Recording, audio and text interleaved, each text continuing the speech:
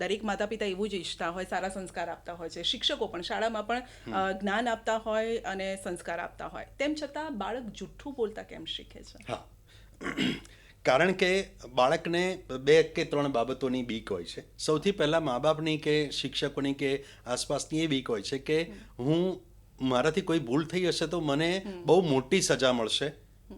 બીજી વાત એ છે કે હું મા બાપની નજરમાંથી ઉતરી જઈશ. ત્રીજી વાત એ છે કે જો હું આવું કરીશ તો ધારો કે એણે પૈસા ચોર્યા અને એને મિત્રોને પાર્ટી આપી દીધી, માની લો, તો હું મિત્રોની અંદર પોતાના રૂવાબ બતાવવા કે શો ઓફ કરવા માટે બાળકને પૈસા જે ના મળતા હોય ઘરેથી રૂટીનમાં, એની બદલે ચોરી કરે.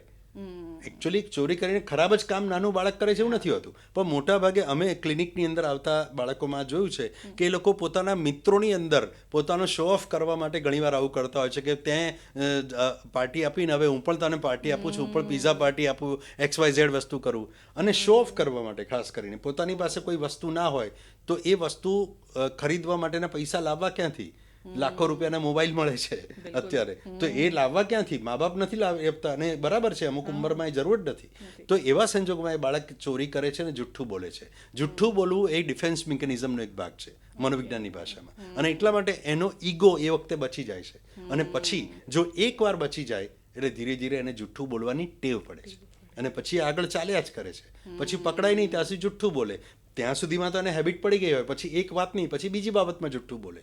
એટલે ક્યારેક પોતાની જાતને બચાવવા માટે આ રીતનું જુઠ્ઠાણું જે છે એ બાળક બોલતું હોય છે. અને બીજી વાત, બહુ ઇન્ટરેસ્ટિંગ વાત કરું, ઘરની અંદર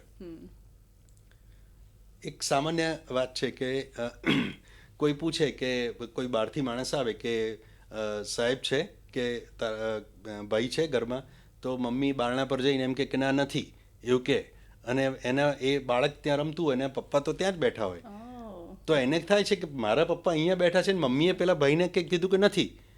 તો હવે એમનું કંઈક ગણિત જુદું હોય કે મારે એ ભાઈને નહોતા અંદર આવવા દેવા કે કંઈક બીજી વાત કરવી હતી, પણ બાળકને એ બધી ખબર નથી કે બીજું શું પડદા પાછળ.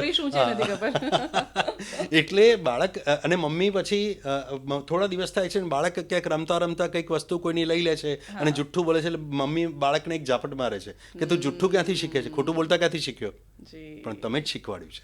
એટલે આ બાબત જે છે બાળક આપણને ઓબ્ઝર્વ કરે છે. એટલે ઘણીવાર બાળકને કહે કે તારે જુઠ્ઠું નહીં બોલવાનું, પણ કહીને નહીં, કરીને બાળકને બતાવો તમારે જે એની પાસે કરાવડાવવું છે તે.